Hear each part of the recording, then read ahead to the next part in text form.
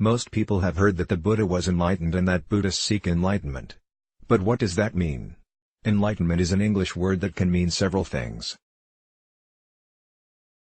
In the West, the Age of Enlightenment was a philosophical movement of the 17th and 18th centuries that promoted science and reason over myth and superstition, so in Western culture, enlightenment is often associated with intellect and knowledge, but Buddhist enlightenment is something else. Enlightenment and Satori. To add to the confusion, enlightenment has been used as the translation for several Asian words that don't mean the same thing. For example, several decades ago English speakers were introduced to Buddhism through the writing of D.T. Suzuki, 1870–1966, a Japanese scholar who had lived for a time as a Rinzai Zen monk. Suzuki used enlightenment to translate the Japanese word satori, derived from the verb satoru, to know.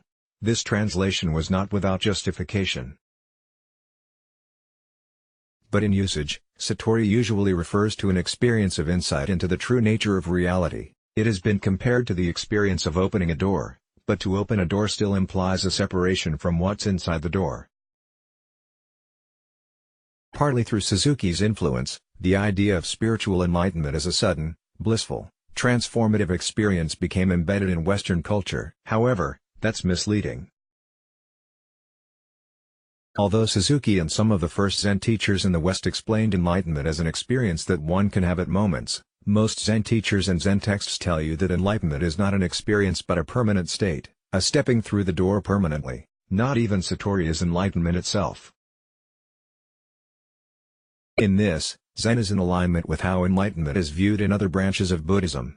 Enlightenment and Bodhi, Theravada, Bodhi, a Sanskrit and Pali word that means awakening, also is often translated as enlightenment.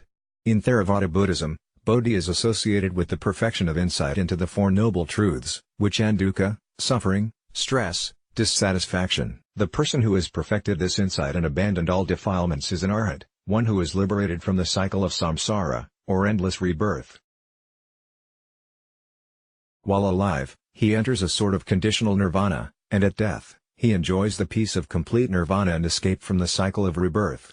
Then, monks, this is the criterion whereby a monk, apart from faith, apart from persuasion, apart from inclination, apart from rational speculation, apart from delight in views and theories, could affirm the attainment of enlightenment.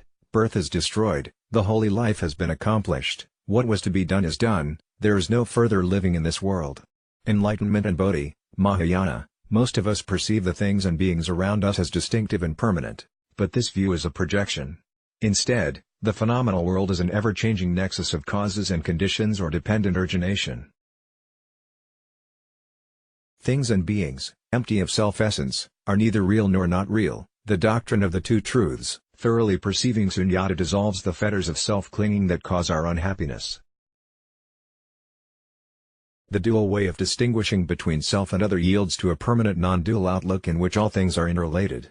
In Mahayana Buddhism, the idea of practice is that of the Bodhisattva, the enlightened being who remains in the phenomenal world to bring all to enlightenment. The Bodhisattva ideal is more than altruism, it reflects the reality that none of us is separate.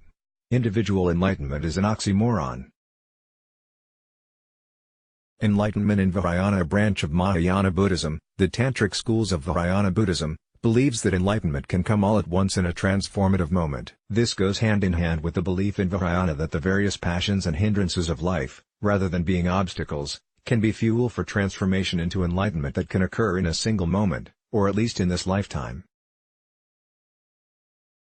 Key to this practice is a belief in inherent Buddha nature, the innate perfection of our inner natures that simply waits for us to recognize it. This belief in the ability to achieve enlightenment instantly is not the same as the Satori phenomenon, however. For Vajrayana Buddhists, enlightenment is not a glimpse through the door but a permanent state.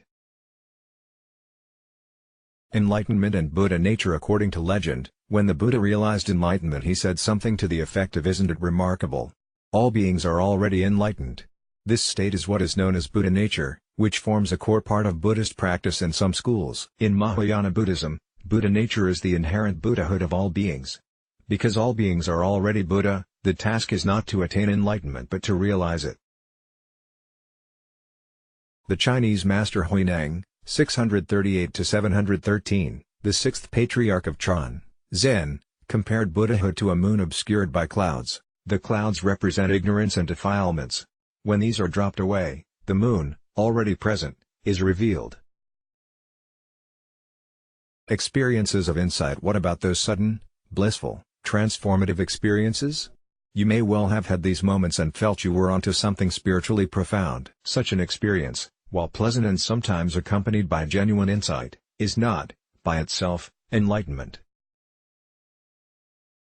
For most practitioners, a blissful spiritual experience not grounded in the practice of the Eightfold Path to achieve enlightenment will not likely be transformative. Chasing blissful states can itself become a form of desire and attachment, and the path toward enlightenment is to surrender clinging and desire. Zen teacher Barry Magid said of Master Hakuin, "In nothing is hidden." Post-Satori practice for Hakuin meant finally ceasing to be preoccupied with his own personal condition and attainment and to devote himself in his practice to helping and teaching others. Finally, at long last, he realized that true enlightenment is a matter of endless practice and compassionate functioning, not something that occurs once and for all in one great moment on the cushion. The teacher and monk Shunryu Suzuki, 1904–1971, said of enlightenment, "It is a kind of mystery that for people who have no experience of enlightenment, enlightenment is something wonderful. But if they attain it, it is nothing. But yet it is not nothing. Do you understand? For a mother with children, having children is nothing special.